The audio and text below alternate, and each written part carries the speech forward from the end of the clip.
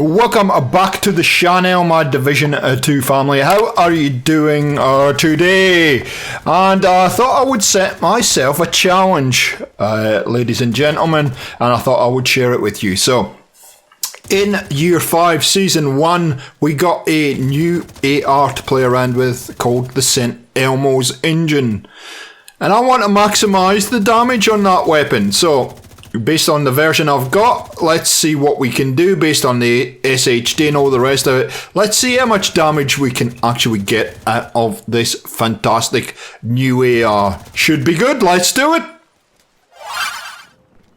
So the build we've got for you today hits like an absolute Mack truck. This melts purple, gold enemies, those warhounds, it'll just absolutely decimate them, and it's an all-round hard-hitting build. Now I've got what I'm using currently, and then I've got a quick alternative for you, which I think the second iteration of this build is what I suggest you probably go with. I've got one piece that I'm trying to farm at the moment that is just seems to be elusive for whatever reason, but once I get that piece in, I'll be adding it to this build. But I'll show you both, you can make your decision up, and as ever when I do these builds, it is a template for you. You can go in whichever direction you like. This is purely just a starting point and what works for me personally. So if you're not sure where to get the Elmos engine, let's shoot over to headquarters and I'll show you exactly where it is if you haven't picked it up yet. To get this gun though, time is running out because you've got to get it through the seasonal track.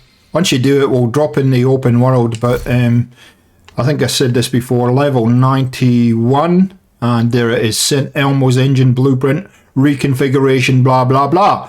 Brilliant weapon. So what I wanted to do today is I wanted to get some way of maximizing the damage coming out of this thing, because it is super fun to use.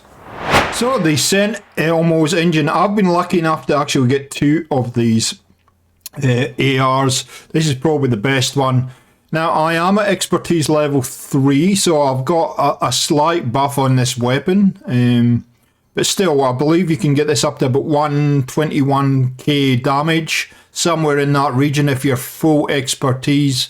I just wanted to show you that I'm not full expertise here, but yeah, reasonable fire rate, huge magazine, and the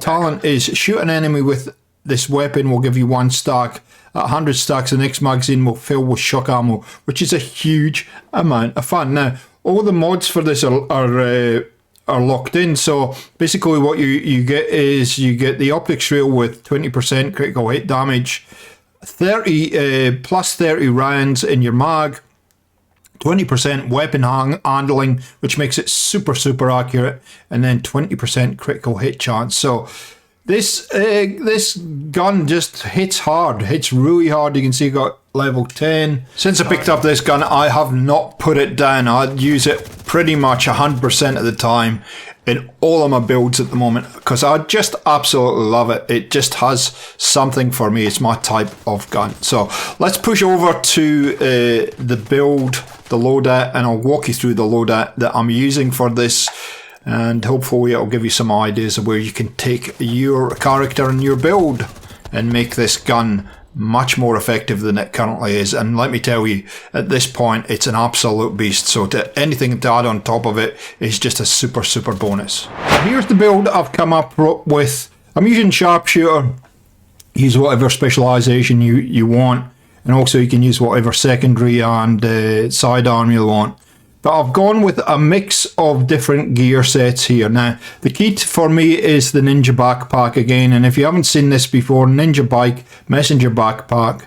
So what this does is it has a talent called Resourceful. Slots in with any equipped gear set or brand set item to fulfill a requirement towards unlocking a gear set. Bonus, can unlock bonuses with multiple sets simultaneously. Now, I'll explain what this does, but this already has a 10% weapon damage. I'm sure I could get that up even further if I wanted to, but there is a very specific reason why I'm running this, and you'll see this as we go through. So I'm running the Heartbreaker mask for the assault rifle damage plus 15%. Not too worried about the LMG.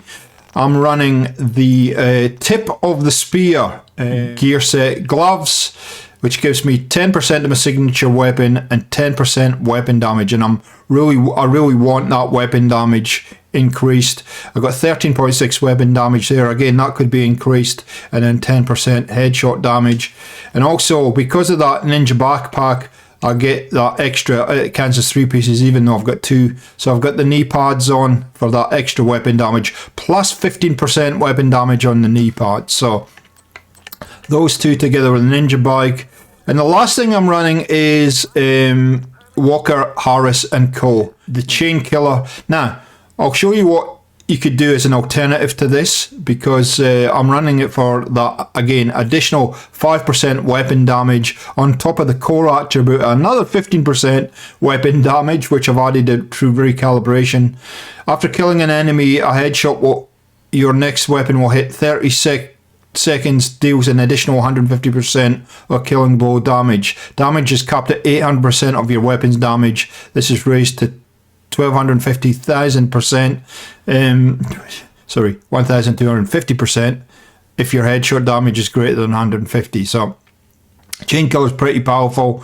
You can see with the Walker and Harris we get 5% weapon damage, 5% damage to armor, and because we've got the ninja backpack on, we also get the damage to health at 5%, because I've got a second piece of Walker Harris on, being the holster. And again, I've got another 15% weapon damage on that piece. Now, let's see what that does for our stats. You can see here we've got 20% critical hit chance, 65% critical hit damage, and 65% headshot damage. However, it's the next page that we're really interested in here.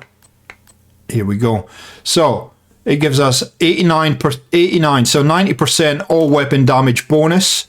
On top of that, we get 10% marksman rifle, don't really care. We get an additional 40% assault rifle damage on top of this, plus a 20% light machine gun damage and 50% submachine gun damage. So huge amounts of damage. But there is one thing that you could do additional to this, and that is to run a Fenris piece. So I'll have to use the body armor here, but there is a Fenris piece. So if we put the Fenris piece on, let's have a look. Let's go back to these stats again and just see if that's bumped up the damage, because you get another additional assault rifle damage. So we're going to 50% assault rifle damage now, from 40%. So that could give you even more punch in your setup if you use a Fenris piece.